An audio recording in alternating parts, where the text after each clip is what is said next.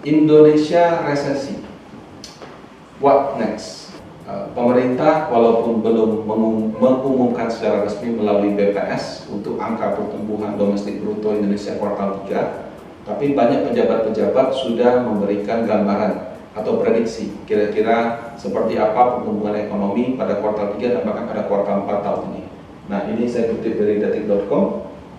Perkiraan yang disampaikan Ibu Sri Mulyani, pada kuartal 1 kita masih positif 2,97%, kuartal 2 minus 5,32%, kuartal 3 diperkirakan minus 1 sampai minus 2,9%, kuartal 4 minus 0,6 sampai 1,7%. Kalau secara teori, kalau negatif 2 kuartal berturut-turut, maka suatu negara dinyatakan secara teknis mengalami resesi.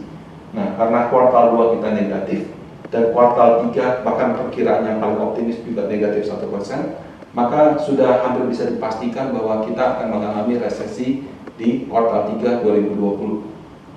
Nah, tidak hanya itu, kemungkinan pertumbuhan ekonomi negatif juga masih akan terjadi di kuartal 4 2020, di mana minus 0,6 sampai minus 1,7%. Apa yang menyebabkan pertumbuhan ekonomi negatif ini? Jadi pertumbuhan ekonomi negatif ini memang erat kaitannya dengan PSBB. Jadi dengan adanya PSBB yang lebih ketat dan juga lebih meluas, ya, sekarang sanksi penegakan hukumnya itu lebih baik, itu menyebabkan usaha-usaha agak sulit berkembang, terutama seperti pariwisata dan juga untuk yang seperti restoran, gitu ya. Nah, jadi kalau aktivitas ekonomi terbatas, otomatis tentu mungkin pengangguran juga bertambah banyak. Atau kalau misalnya perusahaan, tentu untuk kemampuan dia memberikan gaji juga semakin terbatas. Dengan adanya hal seperti ini, tentu pertumbuhan ekonomi akan negatif. Apakah dan berikutnya kapan pengumumannya? Pengumuman untuk pertumbuhan ekonomi itu biasanya dilakukan sekitar satu bulan, 1 minggu setelah periode tersebut. Jadi kalau misalnya untuk kuartal 3 yang berakhir September, kemungkinan itu akan diumumkan di awal bulan November. Nah, apakah pengumuman ini akan menjadi suatu berita negatif atau menyebabkan harga saham dan harga obligasi turun? Nah, itu tergantung. Saat ini pemerintah sudah memberikan referensi minus 1% sampai minus 2,9%. Kalau dia di antara dua angka ini, sudah diperkirakan, sehingga mungkin tidak akan menjadi suatu sentimen negatif yang berkelanjutan, atau bahkan bisa saja tidak ada efeknya sama sekali. Tapi kalau misalkan angkanya cenderung mendekati minus 2,9% atau bahkan lebih tinggi, maka itu bisa menjadi sentimen negatif. Sebaliknya kalau dia minusnya mendekati minus 1% atau mungkin lebih kecil daripada itu, minus 0,6, maka itu bisa menjadi suatu sentimen yang positif.